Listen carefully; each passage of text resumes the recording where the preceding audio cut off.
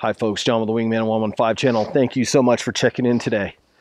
If you're a subscriber or a viewer of the channel and you followed along for any length of time, you've probably noticed that 98% of the time, if I'm not doing a knife review, I'm out here in the woods with my TOPS Tahoma.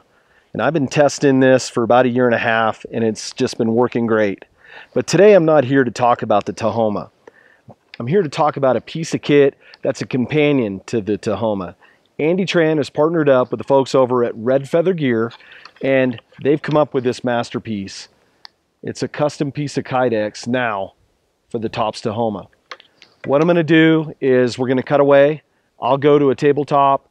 We'll do a quick up-close specs rundown of this piece of gear, and then I'll come back and I'll give you some final thoughts on what I believe is a must-have piece of kit. Come along and join me.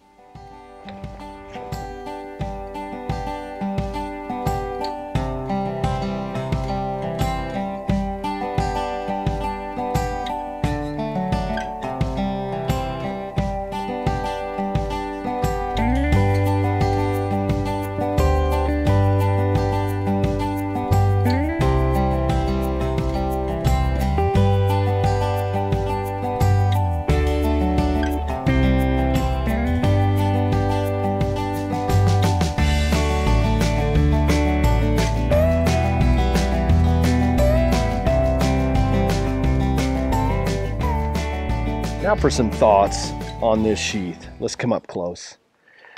When I first got this out of the box, I was just amazed. Now, I see a lot of Kydex. I review and test a lot of blades. And when I pulled this out of the shipping package, I was like, oh my gosh, this is just a high quality piece of art. From the detail of the welt. And the reason that they did the welt and this taco style sheath is to cut down on the weight of the thicker Kydex, but still have function and still have it to where it's strong. And I've been wearing this now for a couple weeks, and I must say that it's performing really well. The rivets are all done and set in there, just awesome quality. Even put a drain hole in the back of the sheath, which I don't have to worry about that here in SoCal because we desperately need rain. We're in a drought, but for folks anywhere else on the planet other than here, that would be a major concern. Now, this wrap that goes around the sheath is also adjustable for a right and left hand carry. And I know a lot of folks had concerns about that with a lot of other sheaths that are just specifically right hand carry. Well, let not your heart be troubled. You can flip this wrap around, turn the Dangler mount over, and now you're suitable for left-hand carry.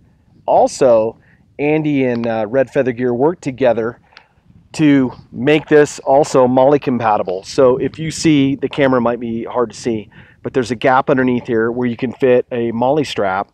And what I'm thinking about doing is also attaching a companion knife to this later on, and I'll probably do a video on that, on what I carry and why I carry. So look for that in the coming months on a future video. But I thought that was a neat detail. Also, the attention to detail on the back. Most danglers only have maybe a Chicago bolt in there or a screw, and screws can come undone. And all of a sudden you've lost your gear, you're out in the middle of nowhere, and you've lost your knife, and now you're in the hurt locker. It would not be a good place to be. Now, I've been wearing this on my Batman Bushcraft belt, and it looks to me like it's about a 2-inch gap in there. Fit really well on my leather belt. And I must say that it has just worked really well. Now, this is the first time I've used a Dangler sheath. I normally like stuff high up on my belt, but I must say that the more that I'm using it, the more that I appreciate it. And a lot of times when things are just fixed to my belt and I'm bending over, they're getting caught on stuff. And with this, you got a nice swing back and forth. And the more I use it, just the better and more fluid that this is going to get. Now, you want to know, John, how is the knife going to hold up in this sheath? Is it going to fall out? Well, let me secure the Dangler because it's going to rattle if I don't. But you can look at that, and I'm shaking that pretty darn hard. And I'm confident that your knife isn't going to fall out. You can attribute that to the attention to detail up at the top where they used the bow drill divots in the handle of the Tahoma, both on the outboard side and on the inboard side. I don't know if you can see it with the camera and my lanyard in the way, and they flared out the top part of the sheath so your thumb gets nice and comfortable in there, and you can just pop it out. But it has a nice, really good pop retention. Some people are going to be fans of that. Some people aren't. It all depends on what your tastes are.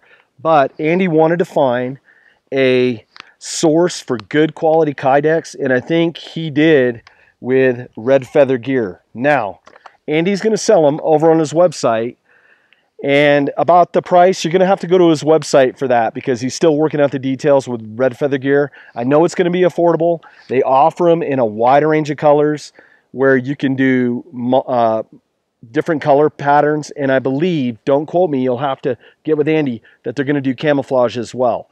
So I'll leave a link below to InnerBark.com. There's about a 2 to 3 week wait time for this, and I know a lot of people get impatient because we're from an instant gratification lifestyle. We want to order things and boom, we want to hear the next day. But when you're working with a craftsman like this, 2 to 3 week turnaround is fair to me. So I just wanted to get this out in front of you. This is a great piece of kit. I look forward to many, many years of use with this. And I'll report back maybe 6 months to a year from now to give you an update on this piece of kit. Folks, this is John with the Wingman 115 channel. I thank you so much as always for joining me. If you are not a subscriber to the channel, I highly encourage you to hit that red button and be a subscriber and be part of the action, and follow along on all my social media. I have the links down below. Folks, thanks again. I'll see you on the next video. This is Wingman out. Now get outside and play. It's an awesome day out here, folks. Take care.